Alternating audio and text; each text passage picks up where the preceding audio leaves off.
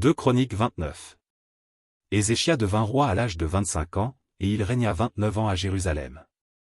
Sa mère s'appelait Abija, fille de Zacharie. Il fit ce qui est droit aux yeux de l'Éternel, entièrement comme avait fait David, son père. La première année de son règne, au premier mois, il ouvrit les portes de la maison de l'Éternel, et il les répara. Il fit venir les sacrificateurs et les Lévites, qu'il assembla dans la place orientale, et il leur dit, « Écoutez-moi, Lévites.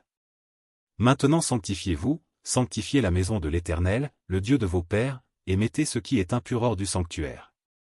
Car nos pères ont péché, ils ont fait ce qui est mal aux yeux de l'Éternel, notre Dieu, ils l'ont abandonné, ils ont détourné leur regard du tabernacle de l'Éternel et lui ont tourné le dos. Ils ont même fermé les portes du portique et éteint les lampes, et ils n'ont offert au Dieu d'Israël ni parfum ni holocauste dans le sanctuaire. Aussi la colère de l'Éternel a été sur Juda et sur Jérusalem, et il les a livrés au trouble, à la désolation et à la moquerie, comme vous le voyez de vos yeux. Et voici, à cause de cela nos pères sont tombés par l'épée, et nos fils, nos filles et nos femmes sont en captivité.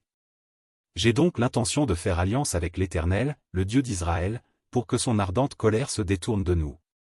Maintenant, mes fils, cessez d'être négligents, car vous avez été choisis par l'Éternel pour vous tenir à son service devant lui, pour être ses serviteurs, et pour lui offrir des parfums. » Et les Lévites se levèrent, Machat, fils d'Amasaï, Joël, fils d'Azaria, des fils des Kéatites, et des fils des Merarites, qui, fils d'Abdi, Azaria, fils de Joël-Hélel, et des Gershonites, Joch, fils de Zima, Éden, fils de Joch, et des fils d'Élitsaphan, Shimri et Jéiel, et des fils d'Azaph, Zacharie et Matania, et des fils d'Éman, Jeiel et Shimei, et des fils de Jeduthun, Skemaéja et Uziel.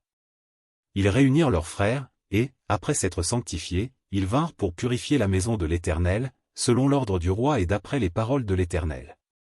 Les sacrificateurs entrèrent dans l'intérieur de la maison de l'Éternel pour la purifier, ils sortirent toutes les impuretés qu'ils trouvèrent dans le temple de l'Éternel et les mirent dans le parvis de la maison de l'Éternel, où les Lévites les reçurent pour les emporter dehors au torrent de Cédron. Ils commencèrent ces purifications le premier jour du premier mois, le 8e jour du mois, ils entrèrent dans le portique de l'Éternel, et ils mirent 8 jours à purifier la maison de l'Éternel, le 16e jour du premier mois, ils avaient achevé.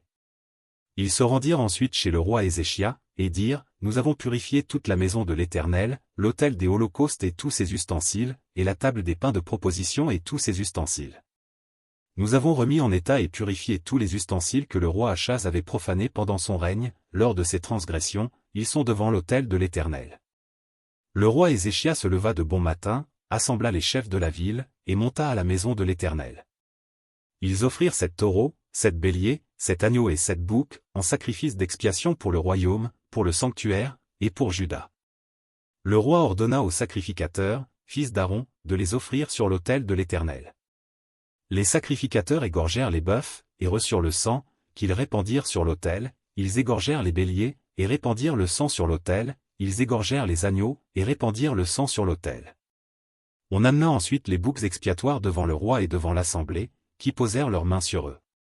Les sacrificateurs les égorgèrent, et répandirent leur sang au pied de l'autel en expiation pour les péchés de tout Israël, car c'était pour tout Israël que le roi avait ordonné l'holocauste et le sacrifice d'expiation.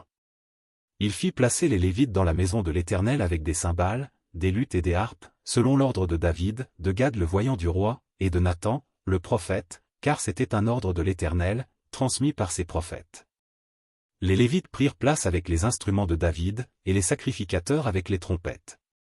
Ézéchia ordonna d'offrir l'holocauste sur l'autel, et au moment où commença l'holocauste, commença aussi le chant de l'Éternel, au son des trompettes et avec accompagnement des instruments de David, roi d'Israël. Toute l'assemblée se prosterna, on chanta le cantique, et l'on sonna des trompettes, le tout jusqu'à ce que l'holocauste fût achevé. Et quand on eut achevé d'offrir l'holocauste, le roi et tous ceux qui étaient avec lui fléchirent le genou et se prosternèrent. Puis le roi Ézéchia et les chefs dirent aux Lévites de célébrer l'Éternel avec les paroles de David et du prophète Asaph, et ils le célébrèrent avec des transports de joie, et ils s'inclinèrent et se prosternèrent. Ézéchia prit alors la parole, et dit, « Maintenant que vous vous êtes consacrés à l'Éternel, approchez-vous, amenez des victimes et offrez en sacrifice d'action de grâce à la maison de l'Éternel. » Et l'assemblée amena des victimes et offrit des sacrifices d'action de grâce, et tous ceux dont le cœur était bien disposé offrirent des holocaustes. Le nombre des holocaustes offerts par l'assemblée fut de 70 bœufs, 100 béliers, et 200 agneaux, toutes ces victimes furent immolées en holocauste à l'Éternel. Et l'on consacra encore 600 bœufs et 3000 brebis. Mais les sacrificateurs étaient en petit nombre, et ils ne purent dépouiller tous les holocaustes, leurs frères, les Lévites, les aidèrent jusqu'à ce que l'ouvrage fût fini, et jusqu'à ce que les autres sacrificateurs se fussent sanctifiés, car les Lévites avaient eu plus à cœur de se sanctifier que les sacrificateurs. Il y avait d'ailleurs beaucoup d'holocaustes, avec les graisses des sacrifices d'action de grâce, et avec les libations des holocaustes. Ainsi fut rétabli le service de la maison de l'Éternel. Ézéchia et tout le peuple se réjouirent de ce que Dieu avait bien disposé le peuple, car la chose se fit subitement.